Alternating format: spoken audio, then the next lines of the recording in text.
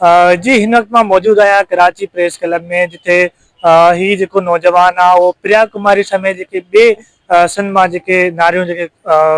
अगवा थियल आहिनि उन्हनि जी बाज़ियाबी लाइ ही हिकु पुर अमन ऐं हिकु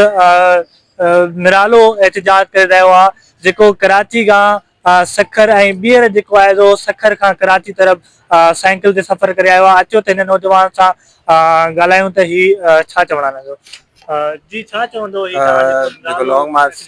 जी जेको लॉन्ग मार्च आहे कराची टू सखर ऐं वरी सखर खां कराची वापसी, इन जो जेको अहम मक़सदु इहो आहे सिंध जा जेतिरा बि मग़वी ॿार आहिनि जीअं प्रिया कुमारी, उजाला सोलंकी, खुशी मार ऐं जेतिरा बि ॿार किडनेप आहिनि, अली हसन सखर खां आहिनि, अली असगर उहो ऐं उन खां अलावा काफ़ी सारा ॿार जेके आहिनि, कुझु अहिड़ा ॿार आहिनि जंहिंजा इशू हाईलाइट आहिनि, कुझु अहिड़ा बि आहिनि रस्तनि में माण्हू अहिड़ा जंहिंजा केस हीअं तक हाईलाइट ई न आहिनि पिया। ऐं हीअ सिर्फ़ु सिंध जो मसइलो न आहे, ना ही मुल्क जो मसइलो आहे, पूरी दुनिया हिकु आलमी इशू आहे। पूरी दुनिया में चाइल्ड किडनैपिंग जेको आहे उहा पकड़िजी वई आहे, त असां चऊं था आलमी इदारनि खे बि शइ ते नज़रसानी करणु खपे ऐं गौर फ़िक्र करणु खपे कि मसइला हल थी सघनि। सखर खां कराची तरफ़ जॾहिं तव्हां आयो त किथे किथे तव्हां स्टे कयो, कहिड़े कहिड़े हंधि माण्हुनि तव्हांखे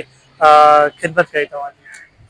ऑल ओवर सिंध जा माण्हू महिमान नवाज़ आहिनि ऐं सपोर्टिव, आम जेके माण्हू उन्हनि जो जेको बि हाल हुयो उन्हनि जे मुताबिक़ उन्हनि भरपूर जेको आहिनि सपोर्ट कयो, सिर्फ़ु आम आवाम जेका ख़ासि करे। उन खां अलावा मीडिया सुठी कवरेज ॾिनी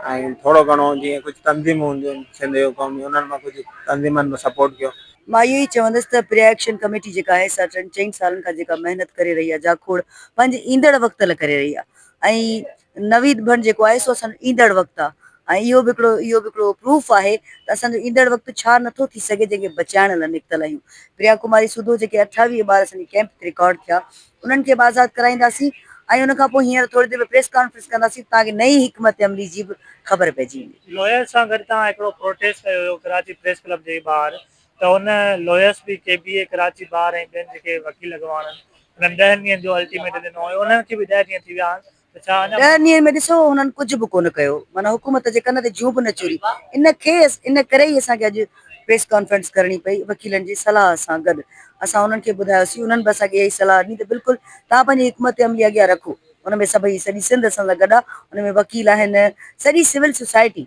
उहा असां सां गॾु आहे।